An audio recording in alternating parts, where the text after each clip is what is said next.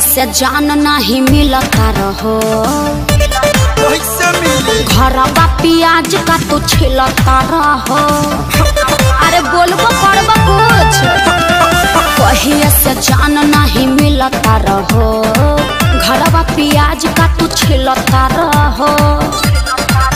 मिले आवा ना ऐसे कर पावा तहरा याद न आवे अपन सोनावा के।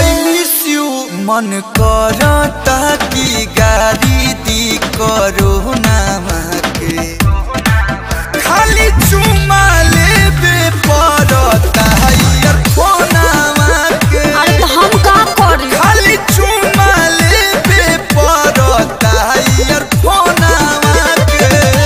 हाँ तो लॉकडाउन में माइक खराब हो जाई तो बिना हेडफोन के रही है 2-3 गो काट के खराब कर देनी।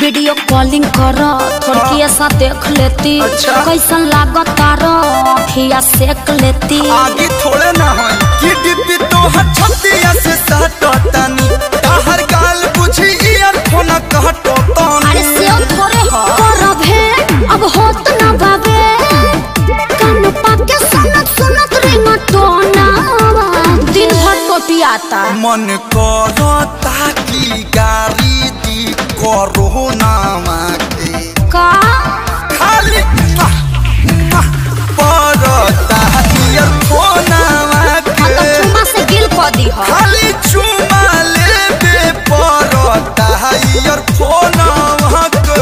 बतावा नहीं जे चुमा खुरमा दोनों खियाए बक्सर से पैदल आ जाए का।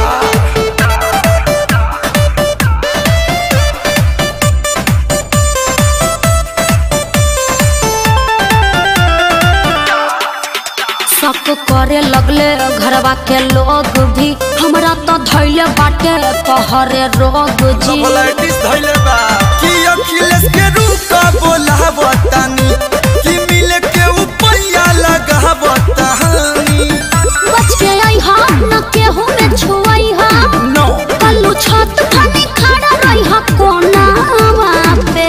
ओके मन करता कि गाड़ी दी करो ना एकरा बहिन का खाली चुमा लेबे पड़ता ईयरफोनामा के। चुसने थोड़े हा खाली चुमा लेबे पड़ता ईयरफोनामा के।